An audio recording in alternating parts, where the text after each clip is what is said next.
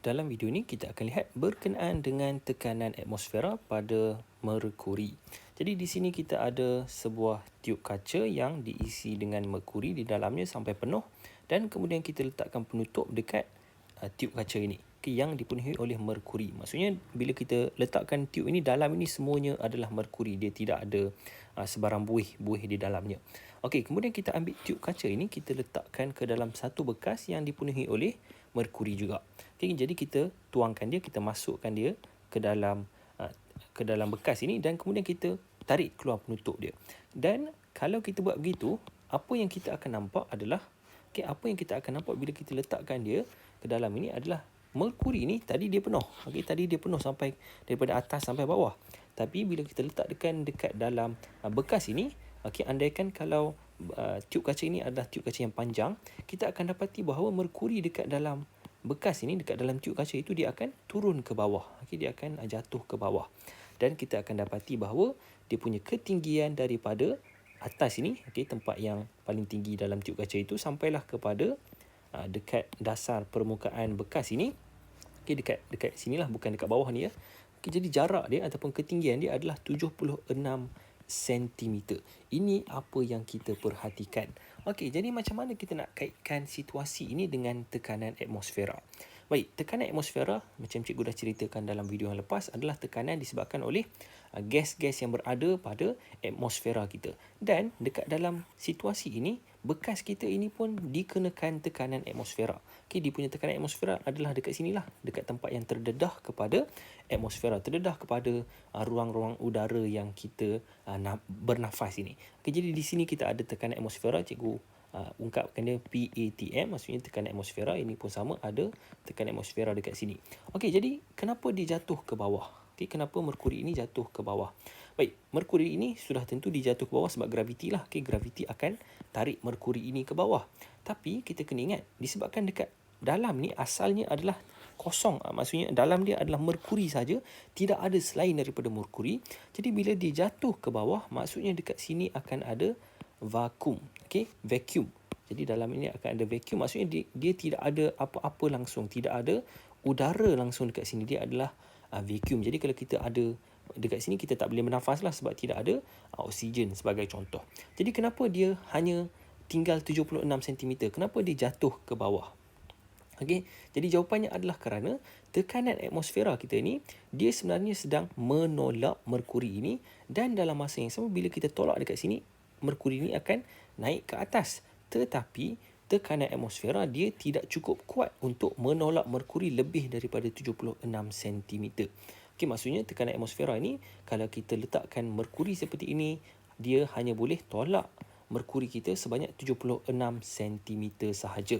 Dan tekanan inilah yang kita sebut sebagai P sama dengan H rho G yang cikgu telah terangkan berkenaan dengan cecair. Jadi bila kita kata tekanan atmosfera adalah bersamaan dengan 76 cm merkuri, biasanya kita tulis dalam bentuk macam ni, 76 cm Hg adalah merkuri.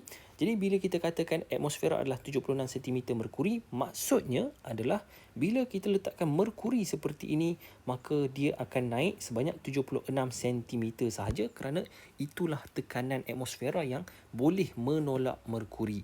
Okey, jadi merkuri dia hanya naik 76 cm saja bila diterbalikkan. Dan ingat ya, dekat kawasan atas ini adalah vacuum. Kalau dia ada gas lain, maka dia akan berubahlah. Dekat sini dia akan berubah, nilai dia bukan lagi 76, dia mungkin naik, dia akan jadi kurang daripada 76 cm. Tapi itu dalam kes yang lain lah. Jadi yang ini adalah berkenaan dengan tekanan atmosfera pada merkuri. Jadi cikgu nak tekankan balik lah. Jadi apa yang dimaksudkan dengan 76 cm merkuri adalah tekanan atmosfera dia menolak merkuri. Okey, sebagai contoh, kalau bekas kita ni lebih panjang, okey, cikgu lukiskan tiub kaca yang lebih panjang lagi. Okey, contoh macam ni. Kita ada yang sangat panjang. Okey, atmosfera dia menekan merkuri sama juga 76 cm, walaupun dalam ini semua vacuum. Okay, dalam semua ini ruang kosong yang kita boleh tolak ke atas. Tapi disebabkan tekanan atmosfera dia tidak cukup kuat, dia punya nilai hanyalah 76 cm, maka dia hanya boleh tolak merkuri sebanyak 76 cm sahaja. Dan anda mungkin akan tanya, apa jadi kalau kita tukarkan merkuri kepada contoh bahan-bahan lain, okay, cecair yang lain? Jadi jawapannya adalah dia akan berubah lah, dia akan ikut formula kita ni, iaitu H rho G. Dia akan bergantung kepada ketumpatan bahan tersebut. Okey, jadi kalau macam contoh air, okey, cikgu bagi contoh air. Tapi anda jangan risaulah sebab dalam SPM biasanya dia akan bagi merkuri saja, kita tak cari nilai yang lain. Okey, jadi untuk air dia adalah lebih kurang 10 meter. Maksudnya kalau kita terbalikkan satu bekas yang dipenuhi oleh air, maka atmosfera kita boleh menolak air tersebut sehinggalah 10 cm. Okey, cikgu cuba lukiskan dahulu. Kita ada bekas air. Okey, 10 meter itu besar. Okey, kita ada bekas air dan kemudian kita letakkan tiup kaca yang sangat-sangat panjang. Okey, kita andaikan tiup kaca ini adalah 20 meter. Okey, kita isikan, kita buat situasi yang sama, kita isi air, kemudian kita isi dalam bekas, kita terbalikkan dia dan kemudian kita buka penutup dekat hujung, maka apa yang kita akan perhatikan adalah air kita itu dia akan naik sampai 10 meter saja. Okey, 10 meter saja dan baki dekat dalam ini adalah vacuum. Okey, vacuum. Maksudnya tekanan atmosfera kita adalah bersamaan dengan 10 meter air. Okey, cikgu boleh tulis balik PATM sama dengan 10 meter air ataupun H2O. Cuma untuk SPM jangan risau sangatlah, air ni jarang keluar, biasanya yang keluar tu adalah merkuri. Okey, jadi cikgu harap kamu dapat idea tekanan atmosfera bila kita kata dia 10 meter air, maksudnya bila kita terbalikkan dalam kes macam ini, dekat atas ni vacuum, maka tekanan atmosfera hanya boleh tolak air naik ke atas sebanyak 10 meter sahaja.